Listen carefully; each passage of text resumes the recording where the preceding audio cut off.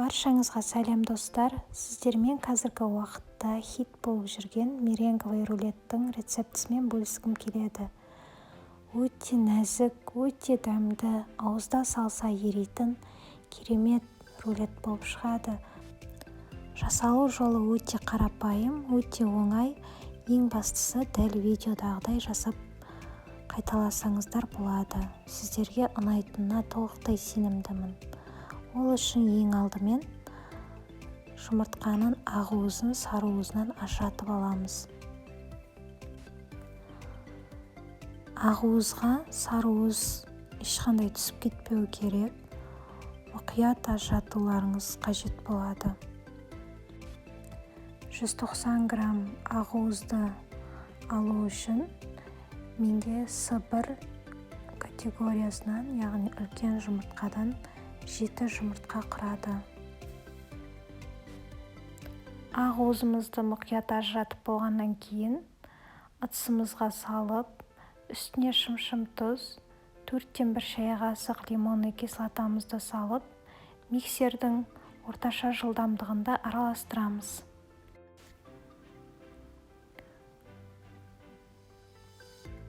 Осылай біздің ақ уызымыз кішкене көпірген кезде үстіне жайлап біртіндеп қантымызды саламыз да миксердің қатты жылдамдығында араластырамыз. Мінекей достар, біздің белогымызда осындай араласып жатқан кезде іздер қалып қоюы керек. Және де ыдысымызды төңкерген жағдайда да ол ешқандай да ағып кетпеуі керек. Біздің меренгамыз дайын достар. Енді осыған кукурузный крахмалымызды қосып, астынан үстіне қарата біркелкі етіп араластырамыз.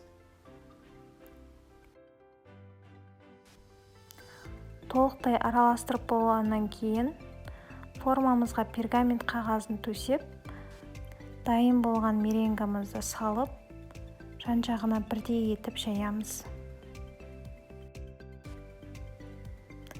Алдын ала қызып тұрған 140 градустағы пешке 25-30 минутқа кептіріп аламыз. Көп ұстап қоюға болмайды пеште.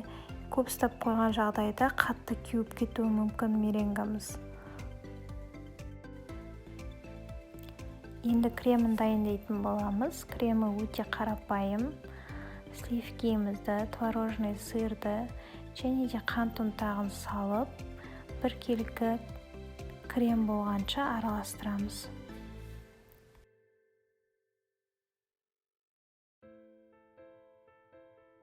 Креміміз дайын. Тестамызды пештен шығарамыз. Беті осындай қып-құрғақ болып тұруы қажет. Және де өзге пергамент қағазына осы тестамызды аударып, астындағы пергаментін алып тастаймыз. Және толықтай суығанын күтеміз. Толықтай суыған тестамызға кремімізді жағып шығамыз. Жан-жағының бәріне бірдей етіп жағамыз. Мен ортасына кесілген құлпынайды салдым. Егер сіздерде мұздатылған жидектер болса, немесе банан болса, олармен де әрлеуіңізге болады. Ал егер ештеңе жоқ болса, өзі де рулеттің өте дәмді бола береді. Осылай кремімізді жағып болғаннан кейін, дәл видеодағыдай пергаменттің көмегімен рулетімізді осылай домғалатып жылжытамыз.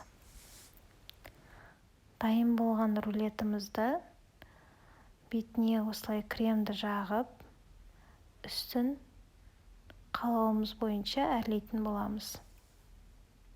Дайын болған рулетімізді 1 сағатқа тоңазытқышқа немесе мұздатқышқа салып, қатырып алуларыңыз қажет.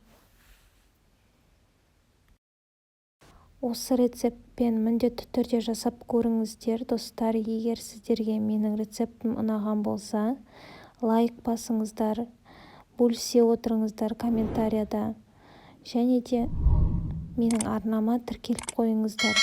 Алдағы уақытта басқа да торттардың, тәттілердің рецептісімен бөлісетін боламын. Міндетті түрде менімен бірге болыңыздар. Сау болыңыздар.